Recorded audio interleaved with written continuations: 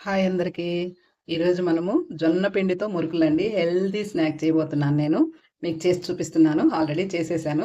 ఇది లాస్ట్ చక్రము. అన్ని చక్రాలు భలే మంచిగా వచ్చాయి. చూడండి అసలు ఎంత బాగున్నాయో. చూస్తుంటేనే అసలు టెంప్టింగ్‌గా ఉంది. హెల్తీ గదండీ! జొన్న పిండి అంటే మనం ఈ కాలంలో బియ్యము అవన్నీ తినాలంటే కొంచెం కష్టంగా ఉంది. ఎంతసేపు ఆర్గానిక్ ఫుడ్ వైపు, మిల్లెట్స్ వైపు పోతున్నారు. ఈ జొన్న పిండి మురుకులు చాలా చాలా బాగున్నాయి. ఇంకెందుకండి ఆలస్యం రండి మన ఛానల్‌లోకెళ్ళి జొన్న పిండి మురుకులు ఎలా చేయాలో చూద్దాము.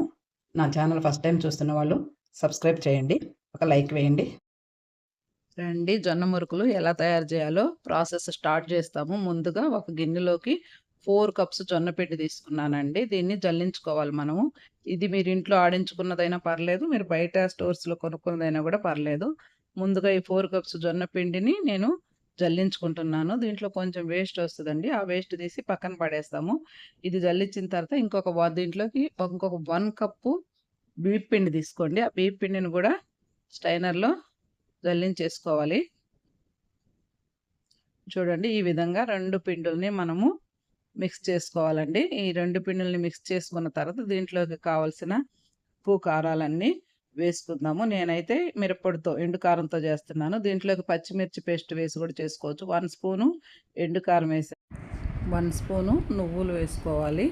ఇప్పుడు రుచికి సరిపడినంత సాల్ట్ కూడా వేసుకొని ఈ ఇంగ్రీడియంట్స్‌ని మన పిండికి బాగా పట్టేటట్టుగా మిక్స్ చేసుకోవాలి. మిక్స్ చేసుకున్న తర్వాత ఒక 2 స్పూన్స్ ఆయిల్ హీట్ వేసుకొని ఒక స్పూన్తో కలుపుకోండి. ఎందుకంటే వేడి ఆయిల్ని మీరు కలపటం కష్టమవుతుంది ఎవరికైనా, మీకైనా, నాకైనా. అందుకని స్పూన్తో కలుపుకొని తర్వాత ఇప్పుడు ఇవన్నీ బాగా మిక్స్ అయ్యేటట్టుగా మనము చేత్తో పిసుక్కోవాలి బాగా. మనం ఎంత బాగా కలుపుకుంటే జొన్న మురుకులు అంత బాగా వస్తాయండి. వాటరు నేను ఆల్రెడీ వేడి చేసి పెట్టాను.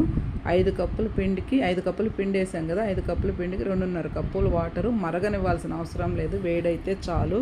ఆ క్లిప్పింగ్ మిస్ అయింది వేడి చేసేది. ఇప్పుడు ఈ వేడి నీళ్ళు పోసి బాగా కొంచెం కొంచెంగా పోసుకుంటూ పిండిని కలుపుకుంటూ ఉండాలి.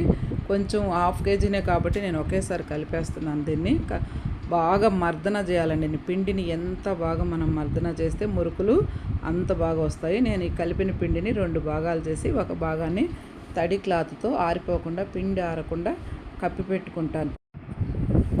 ఇదిగోండి ఈ విధంగా ఒక తడి క్లాత్ తీసుకొని ఒక పక్కన పిండి ఆరిపోకుండా, పొడి బారకుండా కప్పి పక్కన పెట్టేసేయండి. మిగతా పిండిని బాగా మనము ప్రతిసారి గొట్టంలో పెట్టుకునేటప్పుడంతా బాగా మర్దన చేయాలి. మీరు ఎంత బాగా మర్దన చేస్తే మనకి మురుకులు అంత పర్ఫెక్ట్గా వస్తాయి. ఇది కావలసినంత పిండిని తీసుకొని మనము మురుకులు గొట్టంలో పెట్టుకోవాలి. పెట్టుకునే ముందు చూడండి పిండి ఈ కన్సిస్టెన్సీలో రావాలండి. ఇట్లా వస్తేనే మనకి మురుకులు నీట్గా ఇరిగిపోకుండా నీట్గా వస్తాయి. మరీ లూజ్ అయినా కూడా కష్టము. మురుకులు గొట్టంకి కొంచెం ఆయిల్ పోయండి. ఆయిల్ గ్రీస్ చేసిన తర్వాత ఈ పిండిని పెట్టి పక్కన పెట్టేసేయండి. ఇప్పుడు మనము స్టవ్ వెలిగించుకుందాం రండి. స్టవ్ వెలిగించుకొని స్టవ్ పైన కావలసినంత ఆయిల్ పోసుకుందాము. ఆయిల్ బాగా హీట్ అయిన తర్వాత మాత్రమే మనము మురుకులు దీంట్లో పిండుకోవాలి. బాగా హీట్ అయింది చూడండి, మురుకులు నేను పిండుతున్నాను. ఫ్లేమ్ని మాత్రము లోలో పెట్టేసుకొని మురుకులు పిండుకోండి, మీకు వేడి తగలకుండా ఉంటుంది చేతికి. ఆయిల్ బాగా హీట్ అయింది చూడండి. 1 సెకండ్లోనే ఇది పైకి తేలొచ్చింది, కాలింది. చూడండి అసలు చుట్ట ఎంత బాగా వచ్చిందో. మన జొన్న మురుకుల చుట్ట పర్ఫెక్ట్గా కాలింది అనిపిస్తుంది. ఎప్పుడైనా సరే కాలేటప్పుడు మాత్రం మంటని హైలోనే పెట్టుకోండి. మరి మీడియంలో సన్నగా పెడితే మాత్రం ఆయిల్ అంతా పీల్చేస్తుందండి. హైలోనే కాల్చుకుంటే బాగా కలుతాయి. చుట్టూ చూడండి ఎంత బాగా వచ్చిందో, తీసేసాను. ఇలాగే మనము అన్ని పిండి మొత్తము కంప్లీట్ అయ్యే వరకు కూడా చుట్టలు వేసుకుంటూ కాల్చుకోవాలి. మంటని హైలో పెట్టుకోమని చెప్పాను కదా, కొన్ని వంటలకి హైలో పెడితేనే కుదురుతుందండి, కొన్ని వంటలకి అయితే మీడియంలో పెట్టి వండుకోవాలి. మురుకులకు మాత్రం ఎప్పుడైనా హై ఫ్లేమ్లో చేస్తేనే మురుకులు త్వరగా కాలుతాయి. మాడకుండా మనం అక్కడే ఉండి చూసుకోవాలి, అటు ఇటు తిరగకుండా జాగ్రత్తగా కాల్చుకోవాలి. కొంచెం ఓపిక చేసుకొని 1 అవర్ కానీ ఓపిక చేసుకొని ఈ మురుకులు కాల్చి పెట్టుకున్నామంటే 1 మంత్ వరకు ఉంటాయండి. కాకపోతే నేను కొద్దిగా పిండితోనే చేస్తున్నాను కాబట్టి మాకైతే ఒక 1 వీక్లో ఇవి అయిపోతాయి. మీకు ఇంకా ఎక్కువ క్వాంటిటీలో మురుకులు కావాలంటే నేను చెప్పిన కొలతల్ని డబల్ చేసుకోండి. పర్ఫెక్ట్గా నేను చెప్పిన టిప్స్ని పాటిస్తూ చేశారంటే చాలా చాలా ఎమ్మీ అండ్ టేస్టీ జొన్న మురుకులు మీరు కూడా తయారు చేసుకోవచ్చండి.